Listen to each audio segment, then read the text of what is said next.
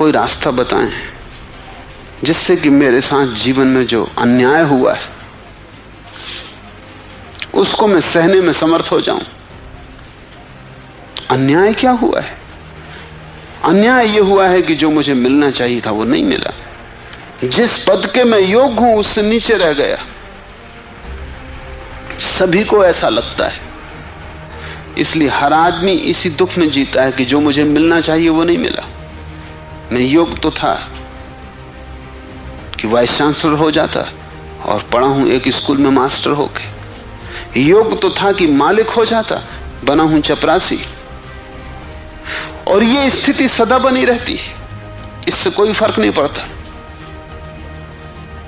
जो प्रधानमंत्री बन जाता है वो भी सोच रहा है कि अब मेरी योग्यता तो इससे भी बड़ी है, लेकिन अब विस्तार का कोई उपाय नहीं दिखाई पड़ता कि मैं सारे दुनिया का मालिक कैसे हो जाऊं।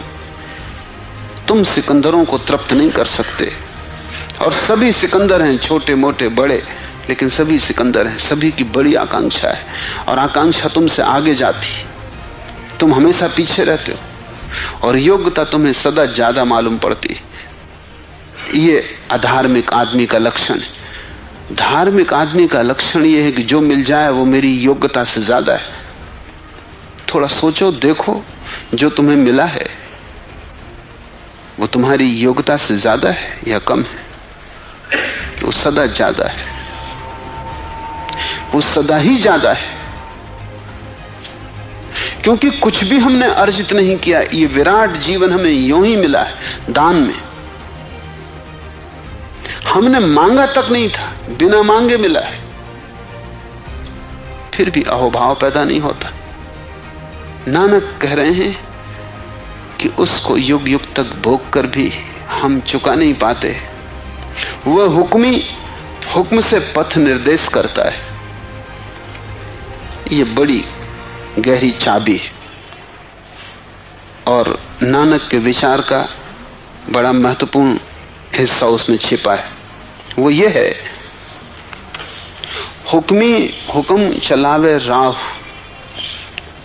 वो हुक्म से दुनिया को चला रहा है और हमेशा तुम्हें हुक्म देता है।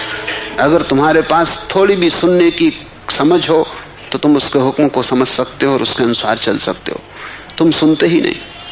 तुम चोरी करने जाते हो, वो भीतर से तुमसे कहता मत करो। एक बार कहता है, 2 बार कहता है, 1000 बार कहता है, तुम जाते ही जाते हो, तुम करते ही जाते हो। धीरे धीरे वो आवाज भीतर धीमी होती जाती, तुम बहरे हो जाते हो। फिर वो तुम्हें सुनाई भी नहीं पड़ती, फिर भी वो आवाज दिए जाता है। तुम ऐसा पापी न खोज सकोगे जिसके भीतर आवाज खो गई, हुक्म खो गया हो।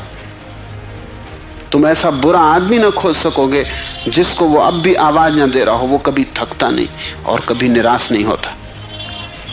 तुम कितना ही बुरा करो, परमात्मा तुमसे निराश नहीं है, और वो कभी तुम्हें इस स्थिति में नहीं मान लेता कि अब कुछ भी नहीं हो सकता। तुम असाध्य कभी भी नहीं हो उसके लिए। तुम्हारा रोग कितना ही बढ़ जाए उसका इलाज संभव है। परमात्मा की अनंत आशा, अनंत संभावना है। वो तुमसे कभी निराश नहीं होता। ऐसा हुआ, एक सूफी फकीर हुआ बायजीद। उसके पड़ोस में एक आदमी था जो बड़ा बुरा आदमी था। लुटेरा, चोर, बेईमान, दगाबाज, हत्यारा, सब तरह के पाप उसने किए थे। पूरा गांव उससे त्रस्त था। एक दिन बायजीद ने प्रार्थना की, परमात्मा से कहा कि मैंने तुझसे कभी कुछ नहीं मांगा, लेकिन ये आदमी अब बहुत ज्यादा उपद्रव कर रहा है, इस आदमी को हटा ले। तो बायजीद ने भीतर से आवाज सुनी कि मैं उससे नहीं थका तो तू उससे क्यों थक गया है? और मुझे जब अभी उस पर भरोसा है तो तू भी भरोसा रख। कितने ही पाप तुमने किए हो, कितने ही जन्मों तक, परमात्मा को तुम थका नहीं सकते। न भोग कर चुका सकते हो, न पाप से थका सकते हो। वो अब भी आवाज दिए जाता है, वो कभी निराश नहीं होता। और अगर तुम जरा शांत होकर सुनो तो उसकी धीमी आवाज तुम्हें सुनाई पड़ेगी। और जब भी तुम कुछ करते हो वो आवाज तुम्हें निर्देश देती है। नानक कह रहे हैं वह हुक्मी हुक्म से पथ निर्देश करता है, इसलिए तो वो उसको हुक्मी कह रहे हैं, क्योंकि उसका हुक्म आता है तुम्हारे गहरे। Subscribe to my channel.